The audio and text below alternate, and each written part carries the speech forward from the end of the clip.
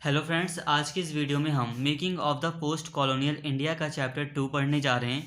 भारतीय राज्यों का पुनर्गठन यानी कि लिंग्विस्टिक रीऑर्गेनाइजेशन। फ्रेंड्स, जैसा कि हम जानते हैं कि जब भारत इंग्लैंड का उपनिवेश था तो उस समय ब्रिटिशर्स ने भारतीय राज्यों को अपनी प्रशासनिक सुविधा के अनुसार, ताकि उन्हें शासन करने में आसानी हो, उसके अनुसार राज्यों का पुनर्गठन किया था। आज़ादी के बाद भारतीय राज्यों में कई सारी रियासतें भी शामिल हो गई थी, जिसके कारण राज्यों का पुनर्गठन आवश्यक था। तो फ्रेंड्स, आज की इस वीडियो में हम यही देखेंगे कि भारतीय राज्यों का पुनर्गठन आज़ादी के बाद किस तरह से शुरू हुआ। तो चलिए शुरू करते हैं। संविधान सभा में भाषा के सवाल पर तीखी बहस हुई थी। बहुत सारे लोगों का मानना था कि अंग्रेजों के साथ अंग्रेजी भाषा को भी विदा कर दिया जाना चाहिए। उनका कहना था कि अंग्रेजी की जगह हिंदी को अपनाया जाना चाहिए। परंतु जो लोग हिंदी नहीं बोलते थे उनकी राय अलग थी। संविधान सभा में बोलते हुए टी कृष्णामचारी ने दक्षिण के लोगों की ओर से चेतावनी दी और कहा कि अगर उन पर हिंदी थोपी गई तो वहाँ के बहुत सारे लोग भारत से अलग हो जाएंगे। तो फ्रेंड्स, यहाँ पर हम देख रहे हैं कि किस तरह जो भाषा है वो लोगों की लाइफ में कितना अहम रोल अदा करती है। और भाषा संविधान सभा में बहस का एक बहुत ही बड़ा विषय रहा था। और आगे चल के हमने देखा है कि 1977 में किस तरह भाषा के कारण ही पूर्वी पाकिस्तान बांग्लादेश बन जाता है। तो फ्रेंड्स, यहाँ पर हम भाषा की इम्पोर्टेंस समझ सकते हैं। तो दक्षिण के लोगों से यही चेतावनी मिल रही थी कि अगर हिंदी भाषा को उन पर थोपा गया तो बहुत सारे लोग भारत से अलग हो जाएंगे। इसी के कारण बीच का रास्ता खोजा गया और बीच के रास्ते में ये तय किया गया कि हिंदी को राजभाषा बनाया जाए, और ऐसा हुआ भी। हिंदी को राजभाषा बनाया गया, बट राष्ट्रभाषा नहीं बनाया गया। राजभाषा का मतलब होता है कि संवैधानिक भाषा बनाया गया, संविधान की भाषा हिंदी को रखा गया। बट राष्ट्रभाषा का मतलब होता है जनता की भाषा, तो हिंदी को राष्ट्रभाषा का दर्जा नहीं दिया गया। और अलग अलग राज्यों के बीच संचार तथा अन्य सर्विसेज और सेवाओं में और अदालत की प्रक्रिया वगैरह में अंग्रेजी के इस्तेमाल को जारी रखने का फैसला किया गया। फ्रेंड्स, यहाँ हम संसद के अधिकार को देख लेते हैं। राज्यों के पुनर्गठन संबंधी संसद की शक्ति। यहाँ पर हम देख रहे हैं कि राज्यों के पुनर्गठन से संबंधित संसद की क्या शक्ति है। तो भारतीय संविधान के अनुच्छेद 3 के अंतर्गत संसद को निम्नलिखित शक्ति प्रदान की गई है। अगर संसद चाहे तो वो किसी राज्य से नए राज्य को बना सकती है। मतलब संसद अगर चाहे तो दो राज्यों को आपस में मिलाकर एक नए राज्य का निर्माण कर सकती है। इसके अलावा किसी राज्य से कुछ उसका भाग काट कर एक नया राज्य बना सकती है, जैसे कि उत्तर प्रदेश में से उत्तराखंड को बनाया गया। इसके साथ ही संसद अगर चाहे तो किसी राज्य का क्षेत्र बढ़ा भी सकती है, किसी राज्य का क्षेत्र घटा भी सकती है, और उसे राज्यों की सीमाओं में परिवर्तन करने का भी अधिकार प्राप्त है। इसके अलावा संसद नाम में भी परिवर्तन कर सकती है, जैसे कि पौंडीचेरी का नाम पुदुचेरी रखा गया। तो फ्रेंड्स, यहाँ पर अभी हमने देख लिया कि अगर संसद चाहे तो वो राज्यों का पुनर्गठन अपने अनुसार कर सकती है। अनुच्छेद 3 में ऐसा कहा गया है। तो अभी तक हमने ये देख लिया कि जो भाषा का विषय वो काफ़ी बहस का विषय रहा था संविधान सभा में, और अभी हमने राज्यों के गठन से संबंधित संसद की शक्ति को भी देख लिया है। तो आइए अब हम बात करते हैं भारतीय राज्यों के गठन से संबंधित जो समस्या थी। अब आज़ादी के तुरंत बाद ही ये समस्या सामने आ रही थी कि राज्यों का गठन कैसे किया जाए। क्या हुआ कि 1920 के दशक में स्वतंत्रता संघर्ष की मुख्य पार्टी भारतीय राष्ट्रीय कांग्रेस ने आश्वासन दिया था लोगों को कि जैसे ही देश आज़ाद हो जाएगा प्रत्येक बड़े भाषाई समूह का अपना अलग प्रांत होगा। 1920 के दशक का मतलब है 1920 से लेकर 1930 तक जितनी भी घटनाएं घटित हुई हैं उन्हें हम 1920 के दशक की घटना कहते हैं। इसके बाद आज़ादी मिलने के बाद ही कांग्रेस ने इस आश्वासन को पूरा करने के लिए कोई कदम नहीं उठाया।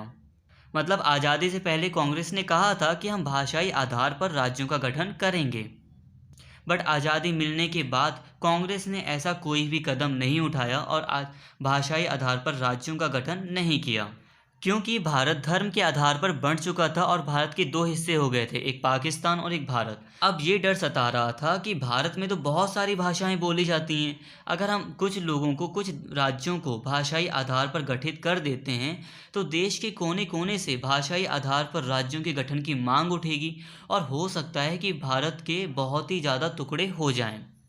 ऐसा डर उस समय पैदा हो गया था।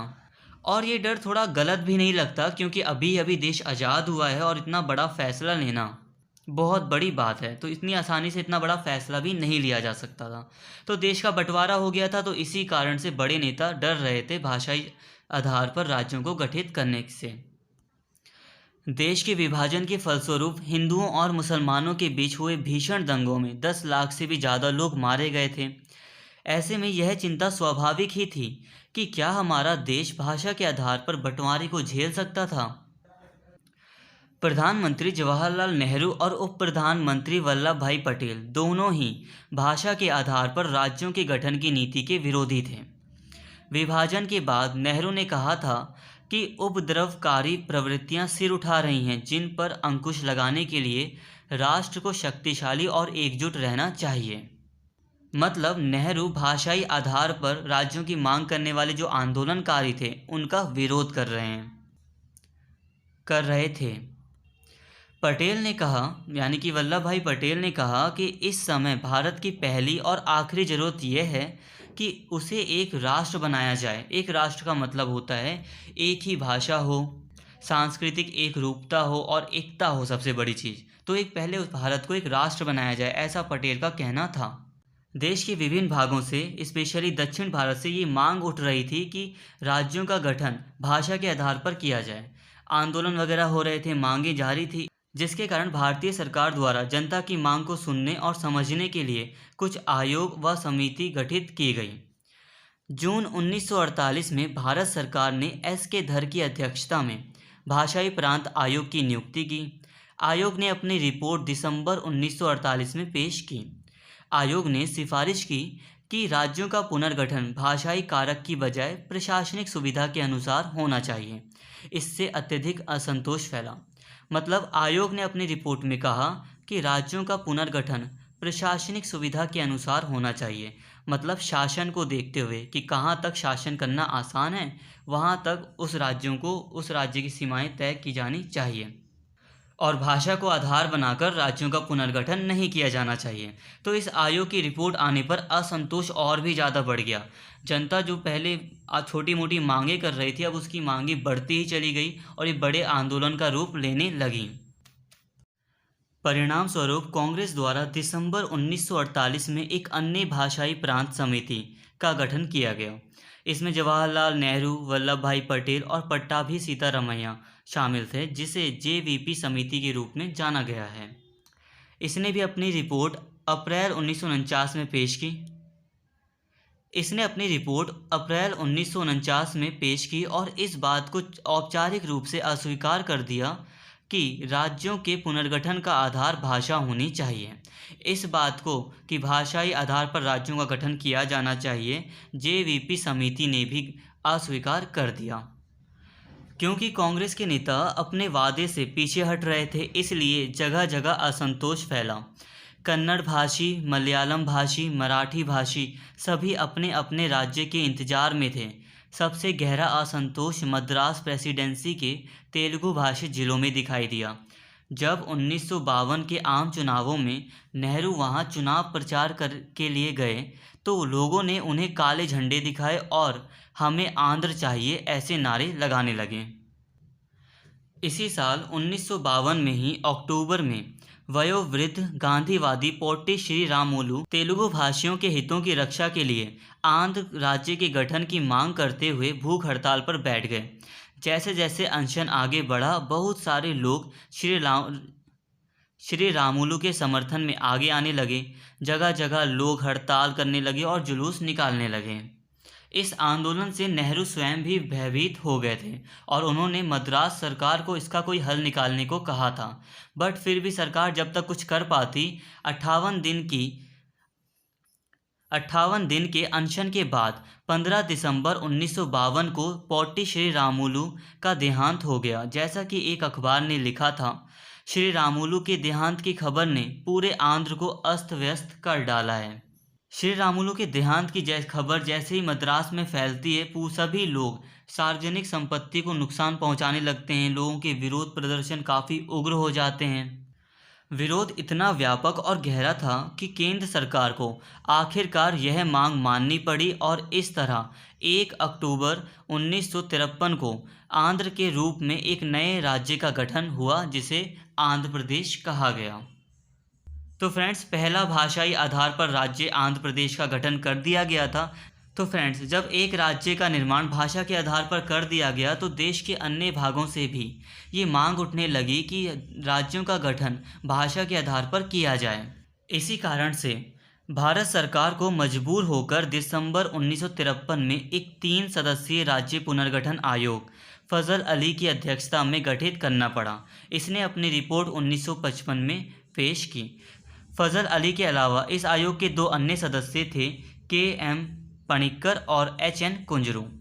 इसने अपनी 1955 में रिपोर्ट पेश की जिसमें इसने सिफारिश की कि राज्यों का गठन भाषा के आधार पर होना चाहिए और इसने 16 राज्यों और 3 केंद्र शासित प्रदेशों की सिफारिश की थी।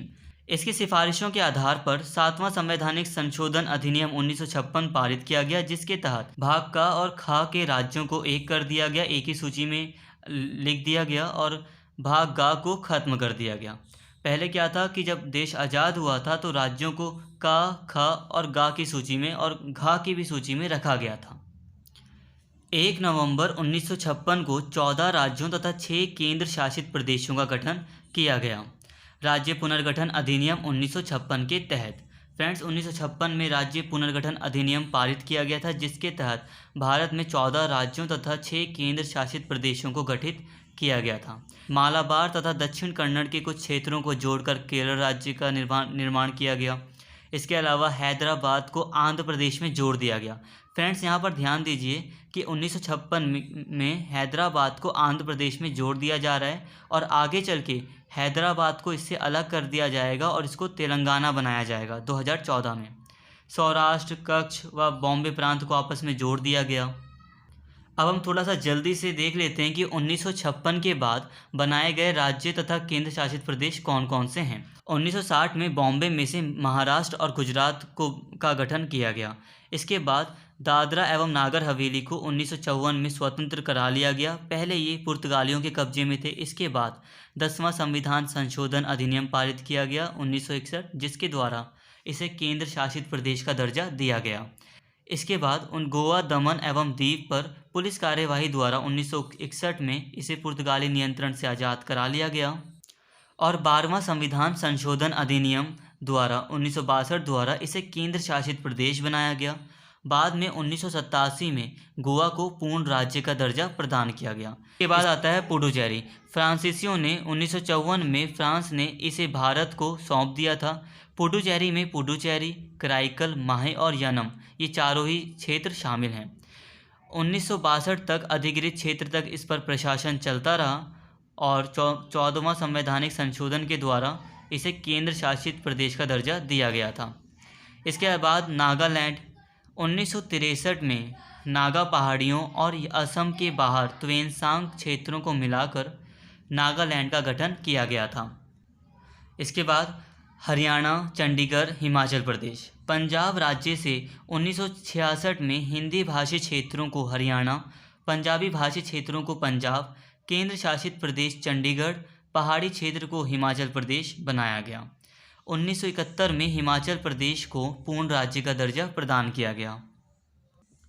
1972 में मणिपुर, त्रिपुरा को केंद्र शासित प्रदेश बनाया गया और 22वें संवैधानिक संशोधन के द्वारा मेघालय को स्वायत्तशासी राज्य बनाया गया। इसके अलावा 2 केंद्र शासित प्रदेश भी अस्तित्व में आए। असम से मिजोरम को बनाया गया केंद्र शासित प्रदेश, फिर अरुणाचल प्रदेश भी केंद्र शासित प्रदेश बना। मिजोरम और अरुणाचल प्रदेश ये 2 क्षेत्र केंद्र शासित प्रदेश 1972 में बनाए गए।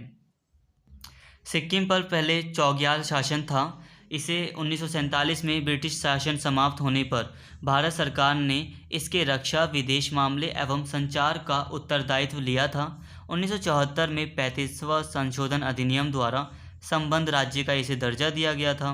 एक अनुच्छेद जोड़ा गया था, 10वीं अनुसूची जुड़ी गई थी और फिर इसे बाद में हालांकि इस अनुच्छेद और 10वीं अनुसूची को निरस्त कर दिया गया था। इसके बाद 1975 में जनमत ने चौग्याल के शासन को समाप्त करने के पक्ष में मत दिया।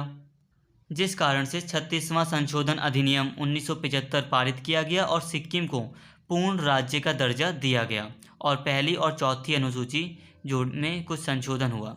1987 में 3 राज्य अस्तित्व में आए, मिजोरम, अरुणाचल प्रदेश और गोवा। इन तीनों को ही राज्य का दर्जा दिया गया।